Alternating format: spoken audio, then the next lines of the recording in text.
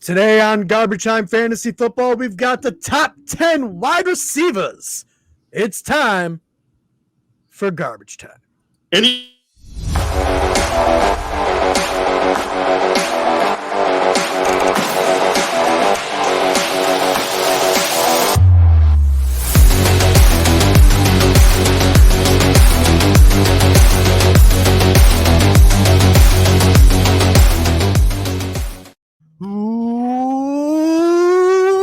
Welcome into Garbage Time Fantasy Football. I am your host, Ron Seymour, joined today by Joe McCann. The lonely and often Joe McCann, because JJ and Ryan are not here tonight. Well, Ryan figured out that he tried to build a pool in his basement, and he realized that, regular flooring just doesn't work for a pool. No, yeah, absolutely not. So he tried to fill that up. That didn't work out. So now he's calling in the contractors in to get that pool done properly. It's got nothing to do with flooding in New York. It just, need a pool in the basement. That's simple. And, JJ just decided to rip his internet cord out today. So right. He didn't just rip it out. He cut it in half. Because rip it out, still possibility of plugging it back in. But he didn't. He decided that he wanted to see what would happen if he took a knife to it. Oh, no. He chewed it with his teeth, dude. He didn't take a knife. Oh, like a rat? Yeah. Are you calling JJ a rat?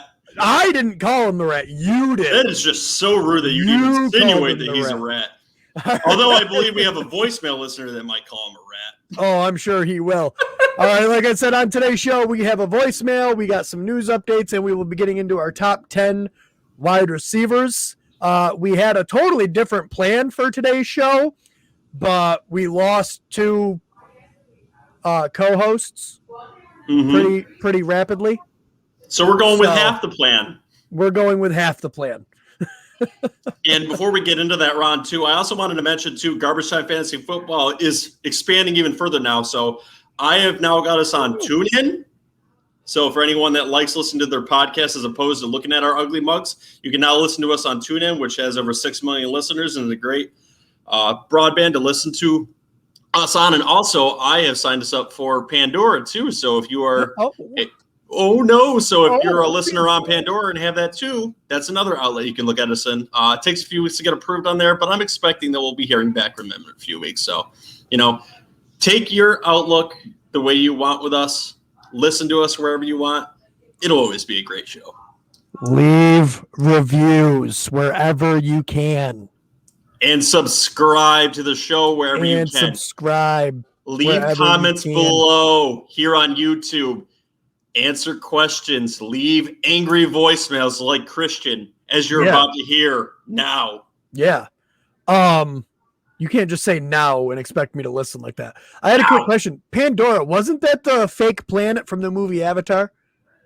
Yes, it was. Okay, so we are now available on the fake planet from Avatar. That's correct. Actually, now we're going to get into voicemail.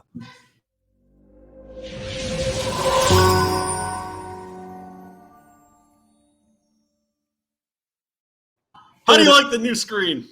New screen. All right, let's jump right into this voicemail. Hey guys, it's your number one Heckling fan here. So, a couple things. I agree with all y'all. I think that Ryan doesn't contribute anything to the show and therefore should be just voted out. You guys do better without him. Number two, we'll do pools. Question. Carson Wentz last year was a very good fantasy QB. Do you think he would have the same season with the Colts or better than last year, fantasy related? And if not, who do you guys think will be this year's new Wentz? So who do you think is going to come out of the blue and just be a prolific fantasy scorer in the league? It could be a running back or a possible QB. I would appreciate it if you keep it in the QBs. For argument's sake, so to make this fun, you cannot pick your team's QB. You cannot pick your team's Damn. Partially because I don't want to see Ron picking Jones, a prolific scorer, because we all know he sucks. And Ron, you suck too. Christian out. He's not wrong. No, he's definitely not wrong. As you will see in the top 10 wide receivers tonight. So first thing, about Carson Wentz, before his injury, and I changed his stats around, and I haven't changed them back since. It looks like he's going to, which we will get into in the news. It looks like he'll be starting week 1. With the Colts offensive line, their run game, some younger weapons in there, and if they pan out the way most people think they're going to, I had Carson Wentz having a very good season. I think I initially had him set out for like 4,500 yards and like 33 touchdowns or something like that. Nothing crazy, but like a very good season, and one that would definitely be helpful in fantasy football. So let me allude to this too. I like the point that you brought up about the offensive line, because that's exactly what I was thinking though too. Michael Pittman is a decent weapon for him there. They have a nice young running back core there too. With him last year with the Eagles, what you kind of had to do is put a blindfold on and look away and just let him go. To my credit last year, and I did bring up to you and the other boys too, he was having a top 12 season late in the season. Many of us didn't realize it because it was just so goddamn ugly to look at. So will he look better with the Colts? Yes, and I believe it'll look a lot smoother too. It just depends on if that injury is as healed up as what they're saying it is. I think there might have been a little bit of misdirection with these injuries, especially with Quentin Nelson and him, because in the preseason you can lie about these injuries and teams don't have to allude to how bad they actually are. Maybe that's kind of the direction the Colts with. To answer the second part of your question, Christian, the quarterback who I think is going to surprise people this year and is not my personal rookie, Zach Wilson from the Jets. It's going to be another rookie, Trey Lance, who's going to play for the 49ers, has a running ability, has hell of a wide receiving core if they stay healthy, and a team that knows how to run the ball, which will help support their team. So I believe Trey Lance will come on late and help teams push themselves into the playoffs. If you're missing that QB, just let him marinate. He's going to be ready to go.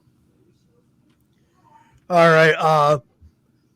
Another thing on Carson Wentz, he is in the AFC South, and he will have to play the Jacksonville Jaguars and the Houston Texans twice each. And holy shit, did that defense look bad last night. Neither one of those teams look to be having a very good defense. And even the Titans don't have an astounding defense. They're not what they were a few years ago. Mm-hmm. So that's 6 games right there where Carson Wentz could put up great numbers alone. My QB that I think could make a good jump, Tua. Oh, God, Tua no. Tagovailoa. You got to admit, in the preseason, he has looked good. Yeah, and he looked good playing against second and third string players. He was starting against the starters. I'm telling you, man, watch out. He could potentially. Now, we're only 2 years away from tank for Tua. Like, everyone thought he was going to be the number one. The dude is extremely accurate. Yeah, and we're only 1 season away from move on from Tua, so don't even worry about it. No, I believe Tua could definitely take a step up. They went out, they got him weapons. Will Fuller, Jalen Waddle. He's still got Mike Gesicki down there. A couple decent-ish running backs. Mm-hmm. I think this team has a potential to be really good. Their defense is solid. Mm-hmm. So they're going to be able to run the ball a lot, do a lot of nice play action passes. And with his accuracy, if he can get it together, you got to remember, he went 6-3 as the starter last year. Like, I know a lot of that was pretty way. No, but he had a bad hip injury before the season that he was rehabbing from. And he was a rookie. I think he takes a really good sophomore jump. And I'm not expecting anything crazy, but do I think he could finish the year at the bottom half of the top 12? Definitely. I really think he could. Oh, God, no. He's not going to. He's not going to be in the top 20, dude. It's kind of funny today because I was looking at my DraftKings today, and they came out with this new thing. It's called Wild Card. You get these random. It's called Wild Card. So you draw these random cards, right? And it has a promotion on it. And on this promotion, it has a stipulation. And the stipulation for mine is I get a free $5 play if Tua Tagovailoa throws for more than 250 yards in week 1. I'm like, it figures I would get a car like that to a player I'm so down on. So I'm rooting for him hardcore week 1 because I'd want $5, but after that, I'm not too optimistic. Do we know who they're playing week 1 or no? I haven't paid attention to that, honestly. I just am not high on him. I don't take him anywhere. No, I know you're not. Now, again, I don't have him ranked there. I actually have him at 16. Mm-hmm. I've got him through for just over 4,000 yards and 28 touchdowns, 4 rushing touchdowns. He could do better than that. Like, he is extremely accurate, and Will Fuller and Jalen Waddle are very quick, very good run after catch people. Like, he's definitely got a better receiving core than he did last year. God, I just Devontae Parker, like, yeah, he played well last year when Fitzpatrick was in there. And that's the only time he's ever really played well. And Fitzpatrick just has a way of making receivers look good because he doesn't just care. Not his tight ends. Right, yeah. Because he doesn't care. He's just going to throw the ball like crazy. Actually, though, you said not his tight ends. Did you see in the preseason game, he targeted Logan Thomas quite a bit. Yeah, but to be fair, a lot of his wide receivers are out right now. So that's true. He might be hyper targeting that tight end because doesn't have a lot of places to throw that ball right now. But anyway, I am sick of talking about Tua. So let's get to the elephant in the room. Are you okay with that?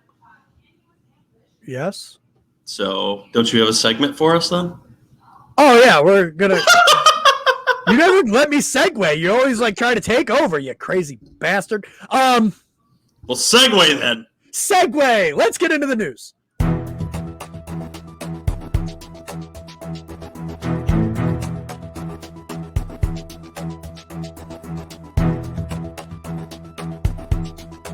News updates. That's a lot longer than I thought it was going to be. I love that the voice is louder. Now you have to listen to it even longer. Yeah. The patient of that voice you hate. All right, so our first little bit of news, the elephant I was alluding to, what the whole NFL world is talking about right now is Jaguars running back Travis Etienne sprained his ankle and is expected to be out for the entire season. This is going to turn James Robinson into a high upside running back too. I would still hedge my bets on him a little bit, I think, though, because Carlos Hyde is there, and he's going to take, I think, somewhere between 25 to 35% of the snaps because Jacksonville's shown that they want to get more than one running back in there, keeping their core healthy, which obviously with ETN there, it's not happening very well. Honestly, I could see him having very similar to a Carson kind of a season where you saw Carlos Hyde in that backfield, working a little bit before he got hurt. But Carson was still a decent running back, and he was a good upside running back too. And that's the kind of season I could see Robinson having, somewhere between maybe 14 to 18 for running backs on the lower end. Yeah, I don't think he gets the volume that he got last year because the volume he got last year was something like 98% of the running back touches for that team. It was... I heard something that before the games he wasn't hurt, and there wasn't very many that he was actually hurt, and he had the most opportunities of any running back in the league. So he was the absolute bell call of this offense because there was no one else to run the ball with. He was the animal, and he's got the potential to be the animal this year. But I think as bad as Carlos Hyde looked last night against the Saints, they're gonna run the ball with him because I believe they have an inept coaching staff that's gonna run the ball. Yeah, they're gonna try to spell James Robinson a little bit more this year. I'm kind of happy. I mean, I'm not happy that James Robinson's value in drafts is going to skyrocket now. Yeah, no, I believe he's going to start being taken to the third round because that whole running back situation cleared up when ETN went down. And that's almost where you have to take him. Yeah. People were bitching when ETN took him by Jacksonville anyway because his fantasy outlook kind of got muddled being in that backfield of Robinson now, but there's a clear avenue now for Robinson to be the number one, regardless of how the coaches feel about him, because guess what? He's your bell cow, and you got no one else to do it for besides a washed-up Carlos Hyde. Unless they bring someone else of note in that might take passing down work, I think James Robinson's going to be a good pick this year. Yeah, I do too. And he's on 2 of my rosters, and he is definitely on an upgrade. Clyde Edwards-Helaire also had a little bit of an ankle injury. It doesn't sound super serious. Sounds like he should be ready for week 1. I believe it was a bruise, right? Yeah, I think it was a bruise, but any ankle, foot injuries, especially with running backs, scare the crap out of me. I can see why. You know what I mean? They constantly have to like stick their foot down and make change of directions, especially for shifty running backs. If you watch the press conference, so they didn't seem too concerned about it. They do have a staple of running backs there that could fill in if they needed to. But I really don't think it's going to be a big deal. And the coaches are expecting him to be ready for week 1. So I don't really think you have to hedge your bets with that. Just, stay up to date on it like you have to with any of your fantasy players and just watch out a little bit. Right. In the next, anything else about Clyde Edwards-Helaire you wanted to say before we move on? Go ahead. Okay, so I believe Marcus Callaway is absolutely creating fire with the Saints too. He looks like a rising fantasy star right now. You saw what he can do with his 28-yard touchdown against Jacksonville last night. He looks like a blossoming star there. There's not a lot of options for him to throw to, too, considering Adam Troutman was carted off. His x-rays also came back negative. He's got mild pain, though, too. Another weapon that they can throw to there. But, with him banged up, they're going to exfoliate how much they may have to use Marcus Callaway early. They've obviously got a star of a running back there, too. And Jameis Winston seems to have claimed that job, too. So that's just a little bit of highlights from last night's game. Do you have any thoughts on any of those? Actually, no. You said Jameis Winston claimed the job. I believe he might have. That performance I know Sean Payton. Fantastic. I know Sean Payton said before the game that he wants to declare a starter for week 1 this week before their next preseason game. He wants to declare the starter for week 1. So I'm interested to see what it is. I think with how many weapons they have lost and all of that, you have to go with Taysom. He is the better pure passer, I would say, over Taysom Hill. If all the weapons were in place, though, I do think that Taysom Hill probably gave him the best chance of winning games. I believe that too, but me declaring that Jameis probably won the job, I am so happy that JJ is not here tonight, so we can't gloat about it until at least our next episode. So, you know what, JJ? Go ahead and chew through your cords again on Thursday, and we'll let this just slide under the radar until week 1, and then you can talk about it, okay? All right, in our next bit of news, while Ron's still recovering over there, one of my favorite little bits is Elijah Moore's back on the practice field, too, and he took right off in practice where he was. Looked dominant against the Eagles secondary again, which isn't that good, so it's not saying that much. Also, Mekhi Becton left the field there too, which is important to the Jets offensive line for a quarterback who is starting to blossom and starting to get on the radar of fantasy owners, Zach Wilson, because of his proficiency. He's getting rave reviews around the league, but to have any fantasy relevance this year, that offensive line needs to stay healthy, and that team is just getting the bug injury this year. Didn't he Zach Wilson, didn't he go like 9 for 11 in the preseason game with 2 touchdowns? Sure he did. Woo. Yeah, no, he's hitting every one of my expectations. And speaking of a former Jets wide receiver too, Robbie Anderson signed a 2-year, $29.5 million contract today. So the man got the bag. He is the number 1 wide receiver there with the Panthers, at least with targets, maybe not for touchdowns. DJ Moore would have something to say about that, but Sam Darnold has his weapons, and he's going to have all the opportunities in the world with them and Christian McCaffrey there, his check down machine. So what is your thoughts on that? I think Sam Darnold already has the rapport with Robbie Anderson. I love taking Robbie Anderson. He's been going in like the 5th or 6th round, and he's almost an auto draft for me at that point because he could finish with 150 targets this year and end up inside that at least top 15 wide receiver at the end of the year. What was weird about him last year, though, is he started off the year incredibly hot, a wide receiver 1 for the first 5 to 6 weeks. And then after that, he tapered off quite a bit, and you saw that offense become more balanced, and then more of that offense went towards DJ Moore. So I think those concerns go to the wayside, especially with Sam Darnold coming back to this offense. He's got a repertoire with him. He's got a history with him. He knows the work with him, and he knows what routes he likes. So I think you're going to see a more consistent Robbie Anderson this year, and he's a good value in those mid-round picks where he's being taken somewhere between the 6th and 8th round. Yeah.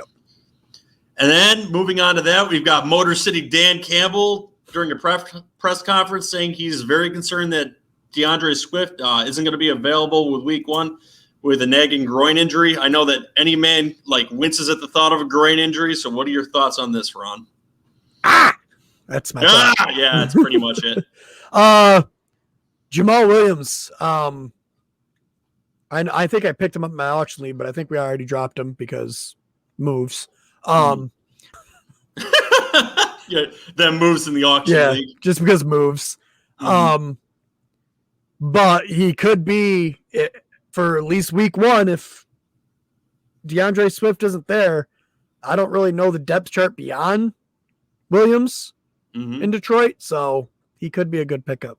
And Dan Campbell seems to be the kind of guy that likes to go with the hot hand too. So that could be dangerous for DeAndre Swift. I'm not saying in the passing game. I think he could be relegated to the third down back if he's not careful and doesn't come back dominant. Yeah, but Jamal Williams is a really good pass catcher and pass blocker. I think that's why they brought him in. And DeAndre Swift cannot stay healthy. No, doesn't seem to be. The games he played last year, he looked electric. He looked great. But he was injured on and off all last year, and now the injuries are already starting. He's one of those players that I'm kind of just out on. I'd rather take an upside wide receiver and I don't know exactly what his ADP is at the moment. He's going in the 3rd round, I believe, but there's just so many more players around him. When I see him on the board and he's coming up to be targeted in those spots, I'll look at the players around him and go, I think I'd rather take, a J.K. Dobbins if he fell that far, or maybe my first wide receiver. I really just am not a fan of him, especially in an offense that's going to struggle, I think, quite a bit this year. He's going to get the volume. He could have a similar season to James Robinson last year, but he's definitely got to be careful with Williams over there. Yeah, so DeAndre Swift in half PPRs. I just had him. Now I lost him again. All right. In half PPR, J.K. Dobbins is 306. DeAndre Swift, 310. David Montgomery, 401. And JJ's gotten to me. I'm starting to rise on David Montgomery. So, well, he'll pound that in like a hammer into your head. So I think that's why you're rising on him. But so I'm looking at the running backs around DeAndre Swift: J.K. Dobbins, David Montgomery, Chris Carson, and Josh Jacobs. I would take probably any of those guys before I would take DeAndre Swift. I would take any of them except Josh Jacobs over him. I really do not like that Raiders offensive line. I don't like the Raiders offense either, but he's going to be the first and second down in a highly a run-heavy offense. So I will take that over someone who is just going to be injured most of the year. Yeah. And that's just how I feel about DeAndre Swift. So I'm essentially out on DeAndre Swift. So he's not a player that's completely off my boards, but up to this point and any other drafts going forward, I just, like I said, I tend to look the other way with him, and he's just someone that really isn't impressing me on draft boards, and I don't think he's a good value either. On to our next little bit of news. Hold on. You've got something good for us, huh? Here's the wide receivers you can get in that range. You ready? Yeah, let's go. Tell me when. I'm going to read down from the 307 at half PPR average draft position. You tell me when you take DeAndre Swift over one of these guys. Ready? Justin Jefferson, Keenan Allen, Terry McLaurin, Allen Robinson, Mike Evans, CeeDee Lamb, Julio Jones, Chris Godwin, Amari Cooper, Robert Woods, DJ Moore, Cooper Kupp. We're into the 5th round now. Adam Thielen. I would stop there. Adam Thielen? I would stop there. I'm not a big fan of Thielen. He's a little bit older. But there's still guys in those ranges after Thielen I would probably take before him. Yeah, Tyler Lockett, Deontay Johnson. Yep. So Adam Thielen is 6th round. So pretty much in my estimation. Right. So pretty much that goes to show when you would be comfortable drafting DeAndre Swift. It'd be about round 5 or 6. Yeah. Where you actually get a value on him. But believe me, he's not going to be there because someone in your league is going to fall in love with him on the potential opportunity that he has. All right, let's move on. Yeah, no, that was definitely a good segue you got there too. So the value I don't believe is there for him, and he's definitely a player that we're fading on. Our next little bit of news, that's something that Angry Christian alluded to, Carson Wentz is probably going to be ready for week 1, and I do believe he's going to play in week 1. That gives everyone on that offense an instant rise, especially in the fantasy world. And another little bit of news, too. I believe something's going on with Trey Sermon. I didn't really hear anything about it, but you kind of alluded to it, something you heard earlier in the week. Yeah, it came out before their game that he wasn't playing due to an ankle injury. Mm-hmm. It doesn't sound serious, but again, ankle injuries scare me. And with the 49ers offense, they definitely ride the hot hand. And if you give any other guy the chance to show out, there's a chance that you won't see the field right away or very much at all. That's how Hasty became really tasty last year. That's right. I forgot all about that. That's great. Had that in the back pocket for a while. Yeah, it sounds like it. I believe he's on the practice squad now too, isn't he? Maybe, probably. There's a lot of running backs there. There always has and been. not to mention, like, that 49ers team just cannot stay healthy to save their lives. Need to rip up that turf or whatever the hell you got. Yeah, I don't know. I think it's some really bad grass. And then something that kind of went under the radar today, but I found really interesting was a tweet or an Instagram? That was a Instagram post. Yeah, so Jamar Chase was accused by his girlfriend on Instagram. Oh, breaking news. What you got for us? Nothing important, but I wanted to let you know so you'll have first shot at this. I just dropped Jonnu Smith in our auction league. Did you really? Yeah, I picked up Carson Wentz. Well, my quarterbacks in that league are not ideal. Great. Yeah. Mm-hmm. I mean, it could be if Justin Fields pans out, but yeah. Yeah, so but the thing is I wouldn't get first dibs on him because he's going to be on waivers anyway. So everyone's going to see him too.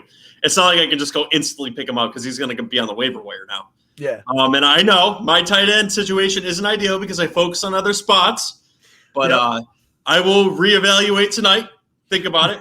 But I think I'm set with who I've got over him. We'll see. Anyway, going back to this Instagram post, and it has since been deleted. I'm sure there will be some look into it by the NFL. Jamar Chase's pregnant girlfriend claimed that Jamar Chase hit her. And like I said, the Instagram post has since been deleted. It's not the first time he's been accused of something like that by his girlfriend. We know absolutely nothing about it. I'm not going to pretend that we do. All I'm saying is, for heaven's sakes, pay attention to this for your fantasy team this year. Obviously, those aspects well exceed what fantasy football is. But if you're looking to take him as a player in your league this year, you might want to fade him a little bit where he's going in the 5th round. Not only that, he's having the issues with drop passes there. He's got off-the-field issues now. He's just someone I'm not necessarily off yet, but someone I'm highly got a red circle around right now. It just, things don't seem right there for some reason. I am closer to off than I am to on. Much, yeah. First off, his ADP is just way too high. He's like 5th round. And It's like, that's too high. That is too high. T. Higgins is still there, and I still believe T. Higgins is the number 1 on this team. Jamar Chase didn't play football at all last year. Mm-hmm. He opted out. Like you and other podcasters have alluded to too. He looks like someone trying to get back into football shape right now, right? Or someone that's got something on their mind because they have off-field issues going on. Whether anything is his fault or not, we have no idea there. But obviously, something's going on there, and it's going to affect his play. Or if God forbid something did happen here, he might not play. We're not even close to that point yet. Yeah, we got to wait for more news, even if there is more news. Maybe it's just something that fell so far under the radar that even the league people didn't hear about it. And yeah, well, I think the world blew up with the Travis Etienne injury today. So right, yeah, well, and all the other injuries that happened. It would seem to be just day by day by day now. All right, is that it for the news? Finally, there was a lot of it today. Yeah, no. Honestly, yeah, I think we've gotten through it. So now we can finally get to top 10 wide receivers, updated ones, not top too 10? Early wide receivers. Not too early. Almost too late. I mean, what draft weekend the heavy draft weekends are going to start this weekend and next weekend, right? This statistically is the heaviest draft weekend. So obviously you need to hear a top 10 before. I know I've got 3 this weekend. Yeah. So see, this is your heavy weekend. Labor Day is another heavy one right before the season too. So everyone gets the injuries of training camp out of the way and then they draft. We're stupid in Garbage Time Fantasy Football and do ours right in the middle of August. So you have to deal with the injuries. I had to because I've got so many of these upcoming weekends that I had to fit it in where I could. That's right. The rest of us work. So that was the weekend. Work. Maybe if we get some more Heckling Fandom and then we could get some sponsors, then we could do this full time and then we wouldn't have to worry about it as much. Mm-hmm. Absolutely. Looking at you, random people watching this feed right now. That's right. Subscribe, leave us reviews. Come on. Let's go. Give us a voicemail and don't be shy. Ron, are you ready to rumble? Oh, let's roll.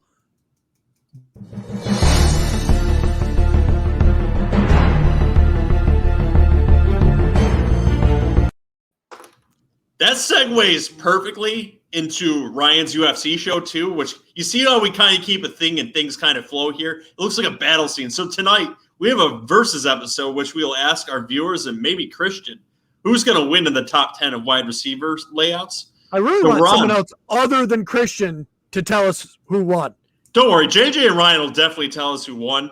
But we do need some more people to tell us who won. So leave in the comments below who wins the top 10 wide receiver battle here tonight. And then later on, God forbid they're actually on the show ever again, Ryan and JJ will have a battle of top 10 tight ends where we will then insult their list after, and then you can in the comments too. So, Ron, who do you have as your number 1 wide receiver? I guarantee I'm not going to win. Why not? Because I don't have Devontae Adams as number 1. You're highly off then. But anyway, go ahead. Am I though? Calvin Ridley? Yeah, you're off a little bit. He's going to be a target monster. And I just feel like part of Devontae Adams' whole thing is, triple-digit touchdowns. Mm-hmm. But we've already discussed this about Aaron Rodgers and his 9.4% touchdown ratio. That's going to come down. Like, league average is something like 4.6. Not to mention there was more passing touchdowns thrown last year in the league than there ever has been. I think Rodgers' touchdown ratio comes down to closer to like 6%, which is still phenomenal compared to league average. But so I don't think Devontae Adams is going to get the 18 touchdowns or something like that he had last year. And don't get me wrong, I don't got Devontae Adams bad. I got him at just under 1,500 yards and 14 touchdowns. Mm-hmm. But I just think I got Calvin Ridley for 1,600 yards and 12 touchdowns and just 125 receptions. I think he's going to be hyper-targeted, especially early in the year while Kyle Pitts is acclimating.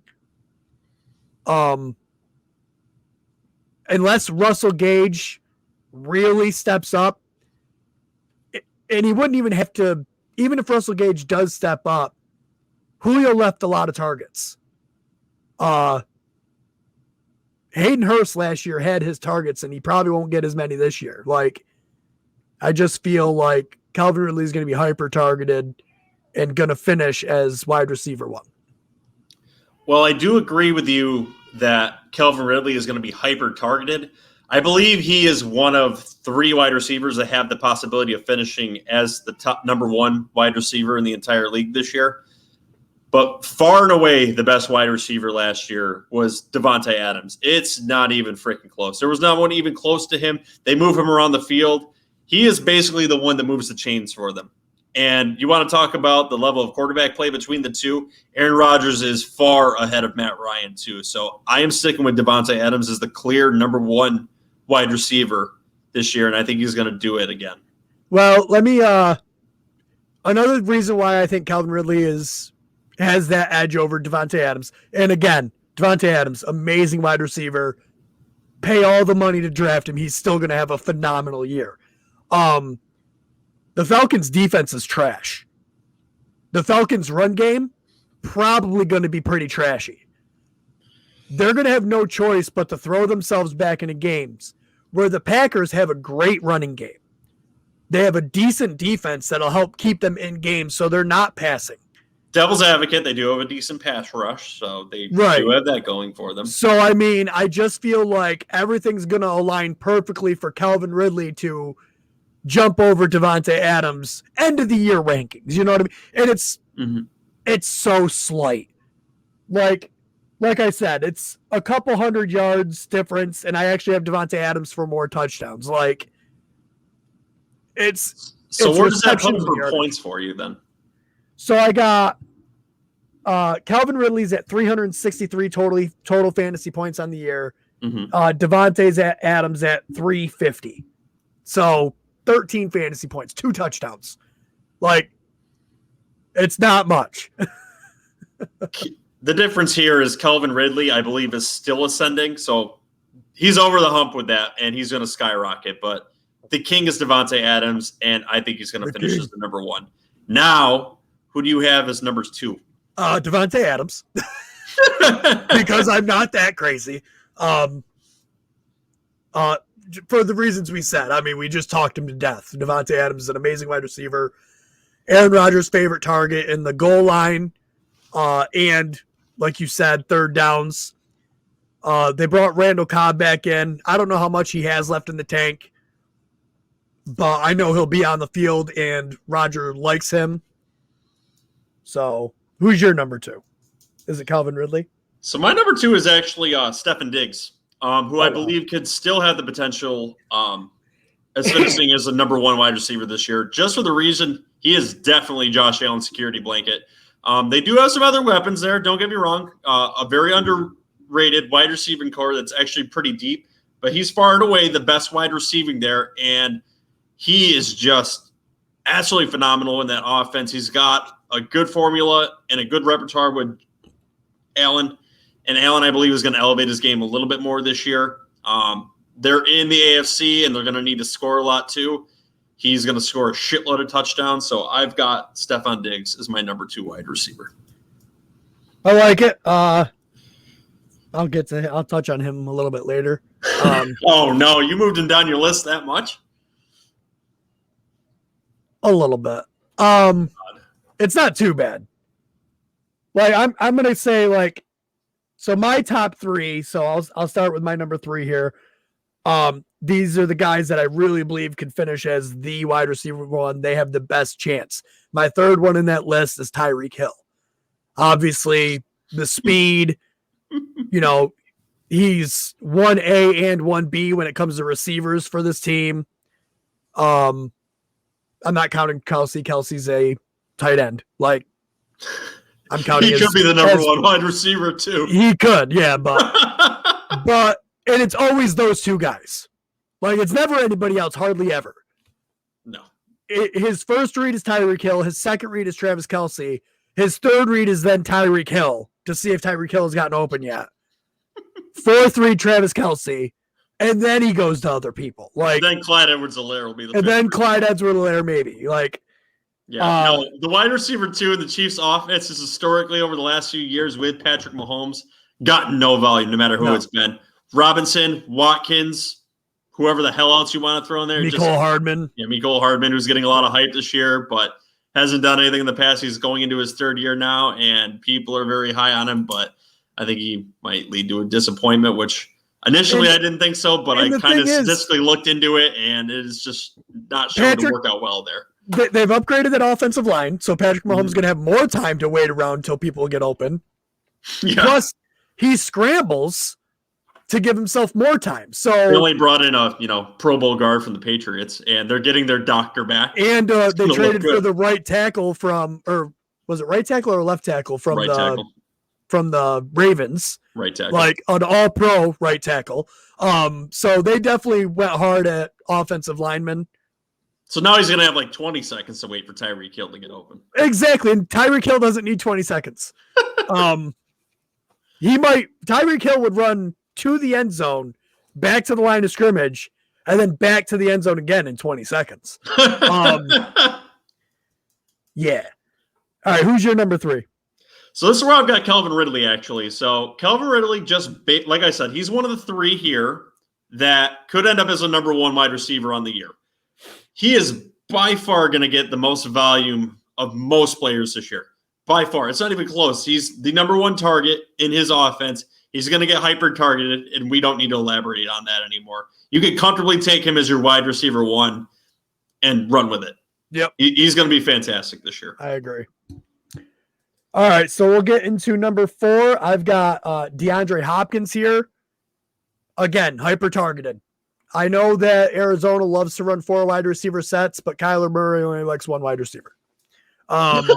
He waits for him to go deep and then throws it. Yeah. AJ Green is there. We'll see if he actually has anything left. I don't know if you've heard the statistic that last year with the Bengals, he was like second for the person that had the most uncatchable balls thrown his way.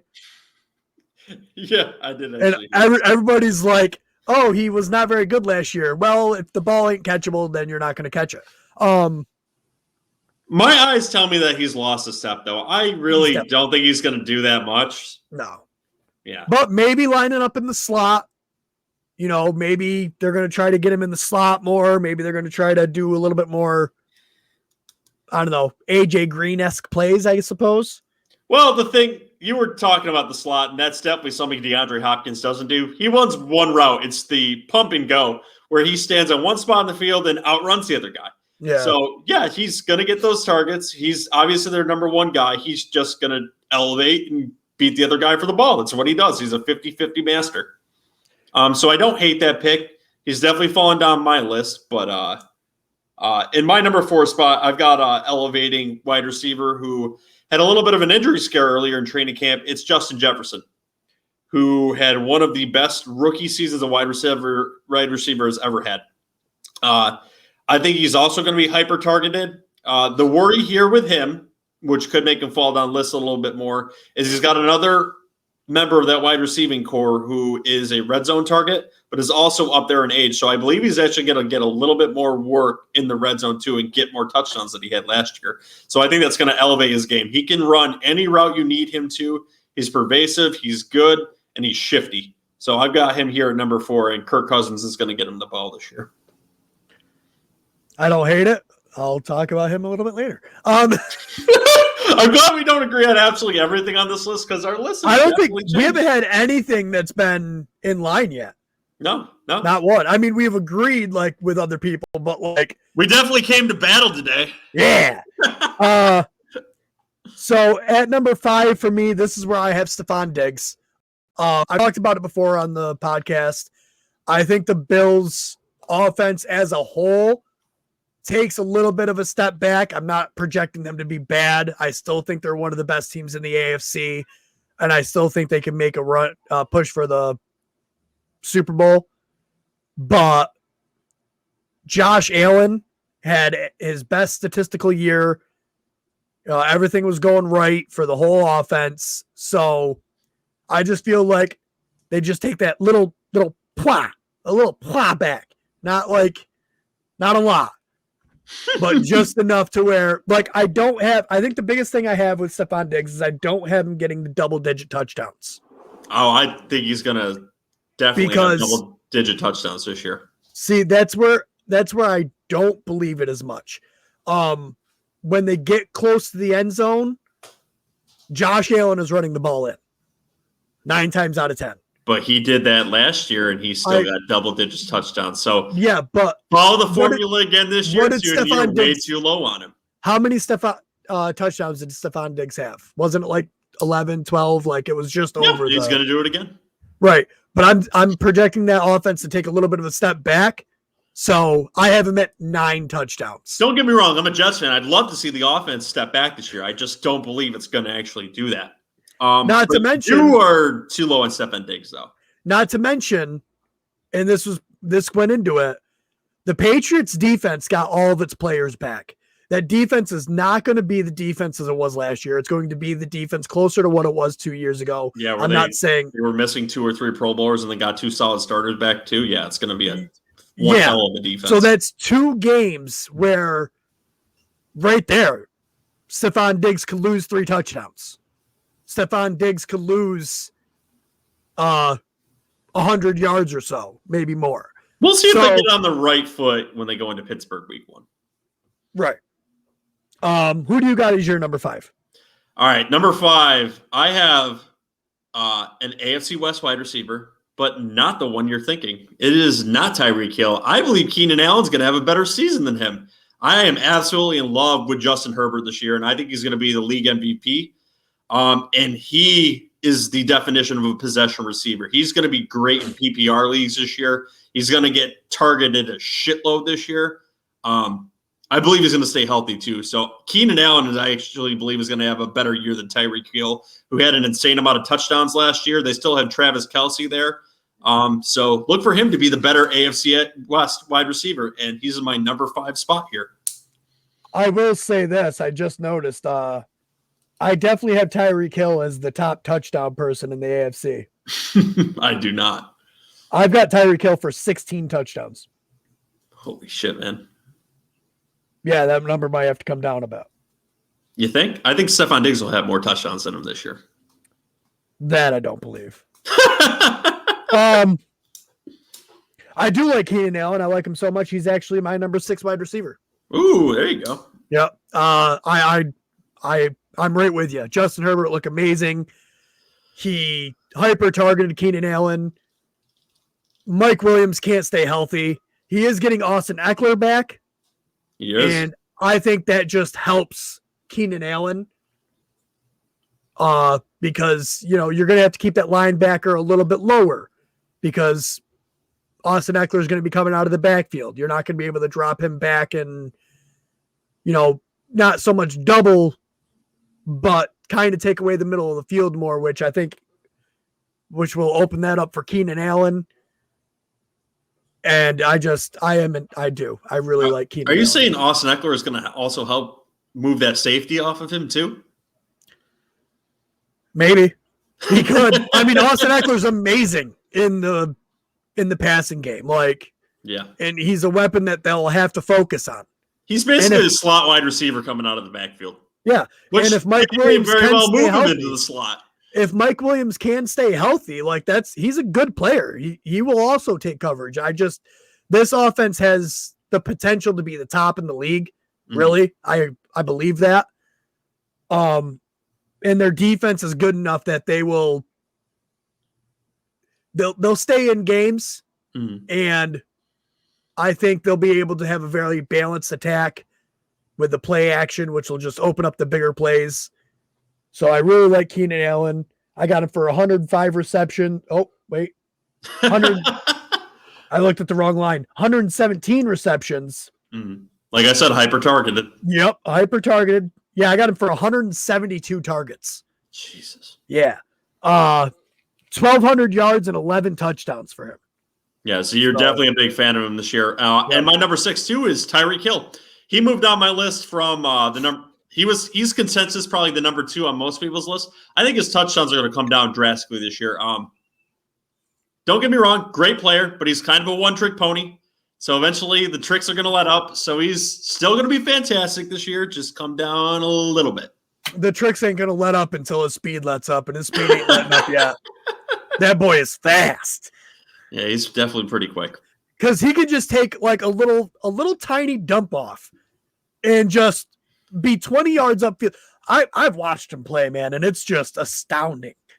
Like how fast he ends up being from one spot to another. Ron, to be fair, the entire world has watched him play because everybody's watched the Kansas City Chiefs. I know. I'm just saying, like, he's fast. You don't need to say. We know. It's fun. All right. Number 6. We already did number 6, Keenan Allen.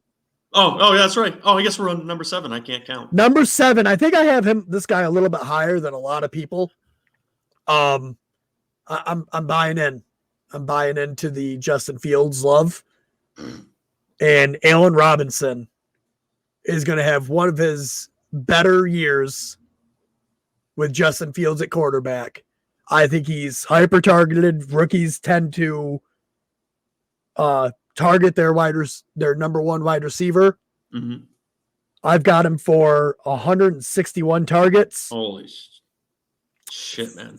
1,400 yards and 9 touchdowns. I think Allen Robinson is an amazing wide receiver.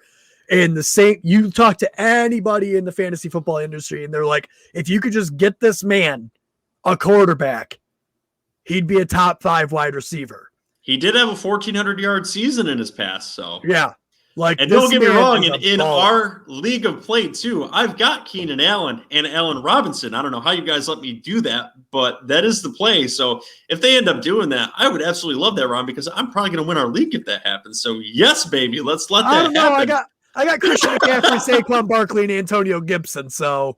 Well, yeah, that one that you're counting on, one who's a little gimpy, and Christian McCaffrey, yeah, you kind of got that. And the number 1 wide receiver in the league, Calvin Ridley. You're going to have some competition this year. Just, that's why we play the game. Hey, as long as it's me and you and not JJ. It was so mean. All right, at my number 7, I've got another one-trick pony who is going to extend his route running tree this year, the big muscle-bound freak DK Metcalf, who I think is going to expound on his rookie season going into year number 2. He's going to have a fantastic year. He is going to be a beast in the end zone too. So DK Metcalf, my number 7 wide receiver, plug him in, take him in the 3rd round, late end of the 3rd round, and be very comfortable with him there. Yeah, DK Metcalf. I think they brought in the new offensive coordinator. They wanted a little bit more balance. I do believe they want to run the ball a little bit more, which scares me a little bit. But I think DK Metcalf came out last year towards the end of the year and said, when everyone was like, oh, why isn't the Seahawks offense like they were in the beginning of the year? And he flat out said, they figured us out. Like they figured out our game. And they brought in a new offensive coordinator, hopefully to mix things up so that people can't figure out their game. And if DK Metcalf can get the targets, DK Metcalf is going to put up the points because there's very few people in the league that can outmuscle him. So, yeah, not many. You got to be like Stephon Gilmore. Is good enough to guard him for a little bit. Not muscle him, but guard him. And then might get run over. Tre'Davious White, could guard him for a little bit, but it's kind of like Tyreek Hill. No one can guard him for very long because he's fast. Right. DK Metcalf you're not going to guard him for very long because he's going to run you over. Right. It's just not going to matter to a certain extent. Yeah, and not only that, he has got explosive speed too. Do you remember that interception last year where he ran down the Cardinals corner there? Was it a corner or a safety? Buda Baker safety. Yeah. Yep. Ran down to safety. I loved it. Insane. Yeah, he's just an athletic freak, man. He was so tired after that. He was. All right, so moving on, number 8. Yes. Who was your 7? My 7 was Allen Robinson. Okay. Number 8, here's where I have Justin Jefferson. I've talked about this before. The Vikings offense had to play a lot more passing than they like to last year. Their defense was something like 25th in the league. They went out and they spent a lot of money, something like $50 million in guaranteed money to bolster up this defense. Mike Zimmer has always had a top 10 defense, and they went out and spent minus last year. But they went out and they brought in the people. They spent the money. They will not have a bottom half defense again. Even if it doesn't get to top 10, it's still going to be top half of the league. So they're not going to have to pass the ball as much. Justin Jefferson is insanely talented. But Dalvin Cook is there. Adam Thielen. And Adam Thielen, yes, he's getting older, but he's still 31. A threat. Yeah, he's still a threat, though.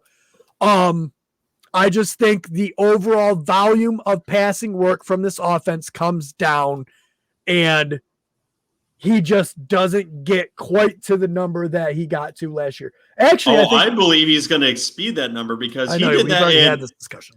14 games. Thielen's getting older. His numbers come down, and he's immensely talented. So what do? You throw it to the guy who's going to win you games, and that will be Justin Jefferson this year. Right, but the thing is, the guy who's going to win them their games and the guy that they want to win them their games is Dalvin Cook. They want to run the ball. Ron, that's an adorable argument because the Chiefs do the same thing. There's two players that win them games, Travis Kelce and Tyreek Hill. So why can't the Vikings do it? Because they don't have Dalvin Cook. They pass it to Dalvin Cook, too. He's a PPR monster in the backfield. Right. So why can't they pass it to Justin Jefferson?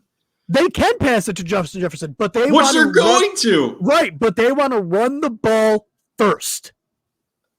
They want still leaving room for passing it because who else are they going to pass it to? Thielen is old as shit and is only going to get targets in the red zone. My thing is, Kirk Cousins had his best statistical year in every category last year when he's played with the Vikings. Yep. Because their defense was trash.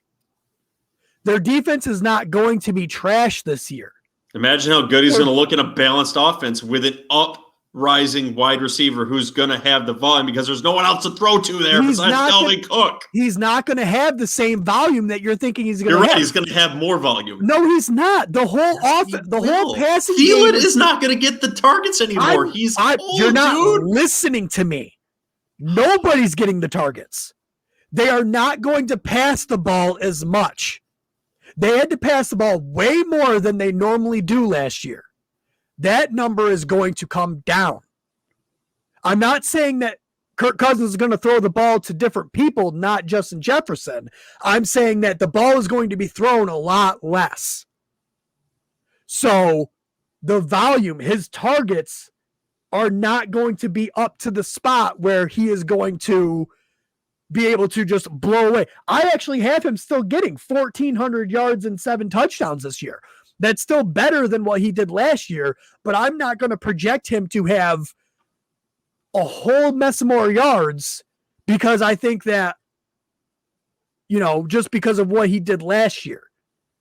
Because the offense is not going to be the same as it was last year. They're going to want to run the ball more, and their defense is going to make it so they can run the ball more.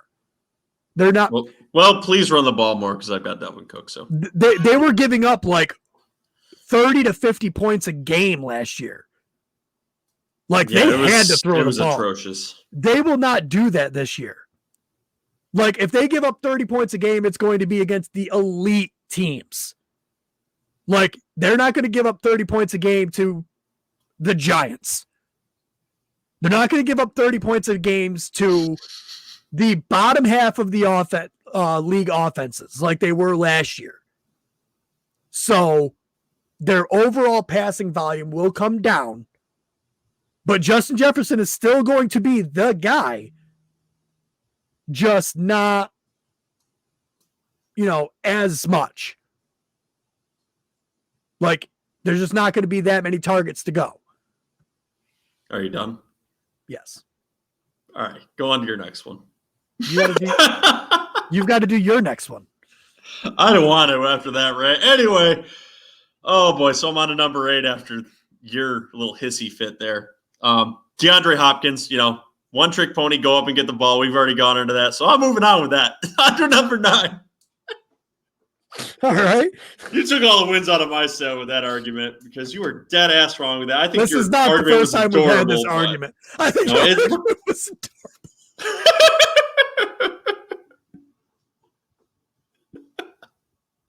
Come back to us, Ron. We need number 9. Oh man! All right. Number 9 is where I have DK Metcalf. He is a beast.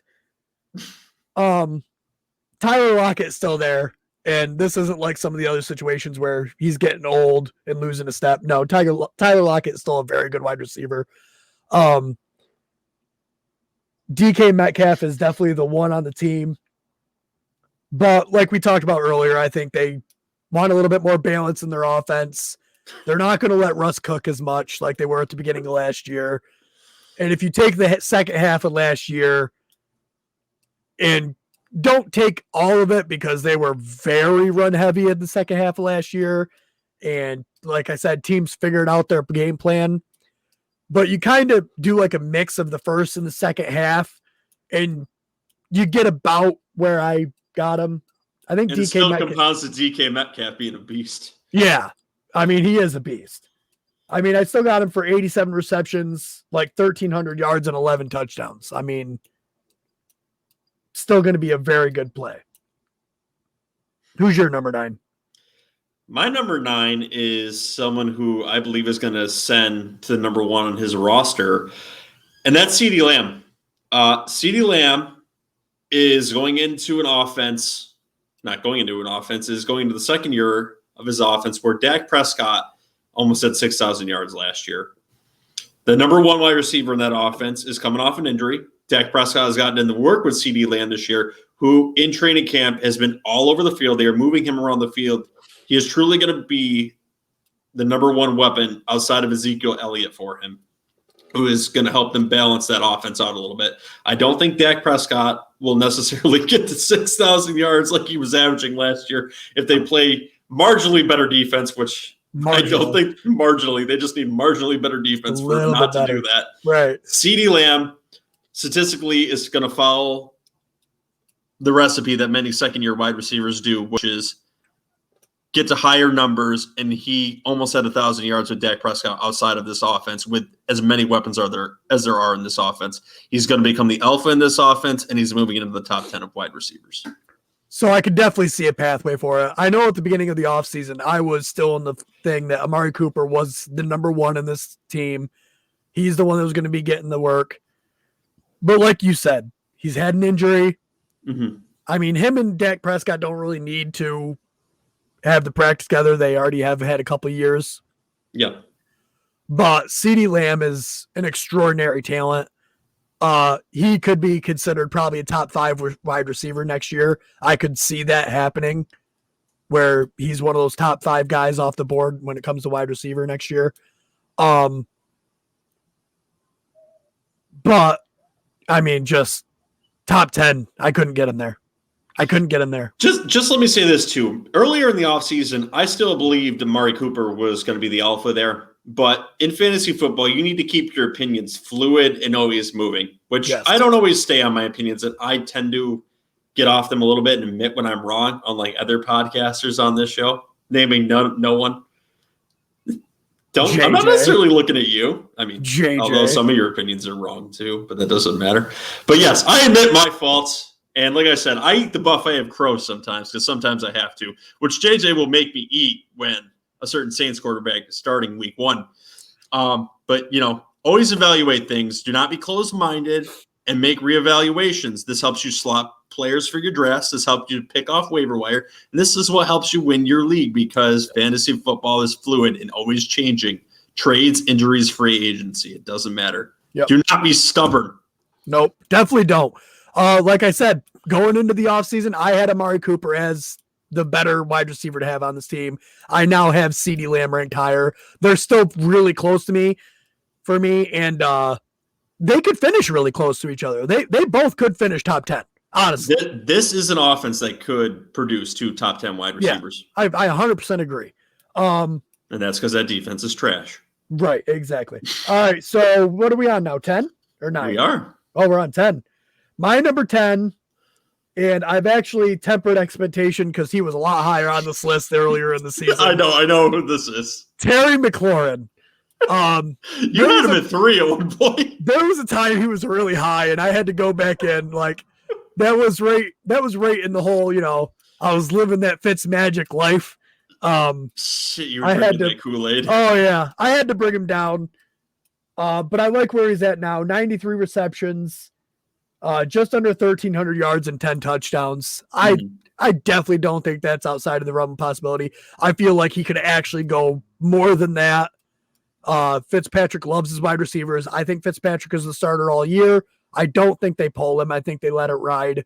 Their defense is good enough to withstand his DGAF attitude that Fitzmagic has. So if he throws some interceptions, his defense can bail him out. Yep. So I do believe he starts all 17 games outside of injury. And with Terry McLaurin just he's a really good wide receiver. Yes. So I do really like Terry McLaurin this year, and I think he finishes just inside that top 10. He's definitely been a my guy for you over the last few years. You love to talk about him, and I definitely am pretty high on him. I've ranked him as my 12th wide receiver going into the league right now. Yeah. But number 10, I've got Mr. Consistent here. He was in my top 10 last year too. and he's going to have a real quarterback this year. Someone you're very high on too. It's Allen Robinson. Justin Fields is going to be his guy going into the season. The last 2 years, he's ranked 11 and 12. And you got to remember a few years ago, he had a 1,400-yard season. He's got a real quarterback now, and he's going to have the volume of work there. He's the number one there, and Mooney's going to take a little bit of heat off him too. He's finally got a running mate to go with too. Yep. So Allen Robinson is going to have a fantastic year this year and be on the edge of that number one wide receiver discussion. I think he surpasses it. He's going to be the number 10 wide receiver on the year. Yeah, I like it. All right, who do you have outside your top 10 that you think has the best chance of jumping inside top 10? I know it's hard because we just went through all the projections because we like these people, but like realistically. Probably another consistent wide receiver. I'm going to say A.J. Brown because he's got Julio Jones on the other side. So A.J. Brown, I think, is the most likely to jump into the top 10. Where do you have him ranked right now? Number 11. That's where I have him too. Yeah, number 11. One guy outside my top 10. I won't say CeeDee Lamb because we already talked about him. Mm-hmm. Actually, there's two I really like. I've got them ranked at 12 and 14. Robert Woods. Yep. I think Matthew Stafford and him are going to have a great connection. I think his touchdowns go up. He's always got a lot of yardage, but his touchdowns were just never there. I think he gets those this year and excels him up the board. Deontay Johnson. I've actually got him ranked at 20. Really? Yeah, no, but he's still a wide receiver too. It's still a good right. Yeah. Deontay Johnson, I got at 14. If he could stay healthy and quit with the drops, Big Ben loves him. Mm-hmm. And I think Juju kind of gets phased right out of here. I feel like they're going to run a lot of 2 tight end sets to help the run game and bring in that rookie Pat Freiermuth who had 2 touchdowns. He looked good. He did. So I think they run a lot of 2 tight ends with 2 wide receivers on the field, and I think those will be Deontay Johnson and Chase Claypool. So I really like Deontay Johnson. He just got to stay healthy. And he has a little bit of problem with drops, but he's going to be targeted, and you've seen it in the preseason games already. So I'll talk about one more wide receiver here. So I've actually got Cooper Kupp listed higher than Robert Woods on my list. So I've got Cooper Kupp at 15 and Robert Woods at 19. So it's amenable. Take your favorite one here. Yeah. Not much of a difference, but I think Cooper Kupp is more of the red zone target here. And on top of that, he might get a handoff or 2, which helps out with that value. He seems like the kind of wide receiver that I think Stafford will like. So I'm big on him this year. All right. You want to do a quick lightning round? Absolutely. I can run through this shit quick. All right. Quick lightning round.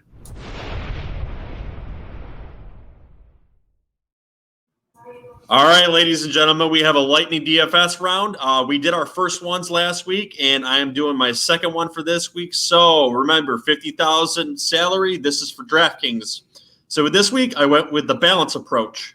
So at $6,700, I've got Justin Herbert going first. For my first running back, I've got the man becoming the king of the mountain again, James Robinson at $6,400. Running back Najee Harris, who's going to get an absolute work volume this season at $6,300. Then I've got the number 1 wide receiver in the league, Devontae Adams, who's a very expensive option here at $8,300. Next, I've got a very underrated number 1 wide receiver, which shown he's going to be a volume hog in the Jets offense, Corey Davis at $4,900, an exceptional value right now. Good price. Who did they play week 1? I'm sorry. Jets. Panthers. Oh, nice. Yeah, so we're going up against Sam Darnold, so there's going to be a little more juice in that game. Yeah, and their defense isn't astounding. No, absolutely not, and they have a lot of wide receivers, so I think it'll be a good week for him. I agree. Then I've got another decent value because I am going very expensive with Deontay Adams there. So I've got Marquez Callaway, who's a little bit of a star in preseason, but you got to get some value somewhere. So before his value goes way up, I'll get him at $3,400 for that week.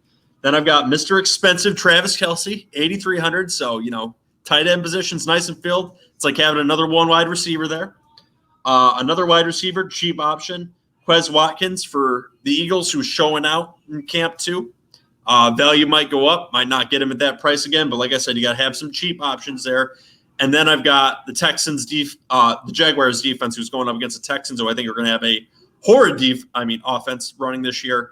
Not that the Jaguars defense is the best, but with a shitty Texans offense, they're a balanced approach. I can afford them in this spot, and I think that's a decent DraftKings lineup for Week 1 if there's no more injuries.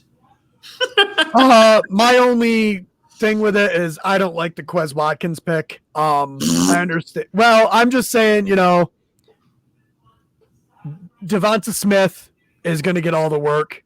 I think it's Devonta Smith, Dallas Goedert, and then Jalen Hurts running. But here's the thing, though, too. 50,000 value, dude, and Quez Watkins could be that guy that I'm just hoping for a 70-yard bomb touchdown. I need one player to do that. Yep. And it's a cheap option, and there's not a lot of value there at that cheap of an option. So he's got that breakaway ability, the speed. Give me 1 or 2 big plays, man, and win me some money. Yeah. Yeah, he could go 2 for 60 and a touchdown. I mean, he could. And that's what I'm hoping but for. He could also go 0-0-0, which is scary to me. Well, if I'm picking Devontae Adams and Travis Kelce in the offense, I'm going to have to go mega cheap with 2 options, and I did. Yeah. All right, so that was our lightning round. Thank you, Joe, for having such a wonderful lineup for DFS. Oh, you're welcome. Remember to go to www.garbagetimeff.com and join the Heckling Fandom. Follow us, subscribe to us, leave comments anywhere and everywhere. On our website there, you can see all the places that we are currently on: Spotify, Apple, now on TuneIn, Simplecast, right here on YouTube. Pandora. Well, not quite yet on Pandora. Right here on YouTube at Garbage Time Fantasy Football. Make sure you like, subscribe, hit the bell icon so you see every time we put up a new episode. Generally, they're Tuesdays and Thursdays. We might have a slightly different schedule once we get into the regular season. We want to try to get you guys 3 shows a week, get some of this awesome content. Remember to go to our website and leave us voicemails, please. Leave us reviews. We'll read them on air once we get some. I believe our next episode is the Sabotage Mock Draft, another one of our famous Sabotage Mock Drafts. It's such a different format, I guarantee you've never heard anything like it before. Unless you already listened to us. Right.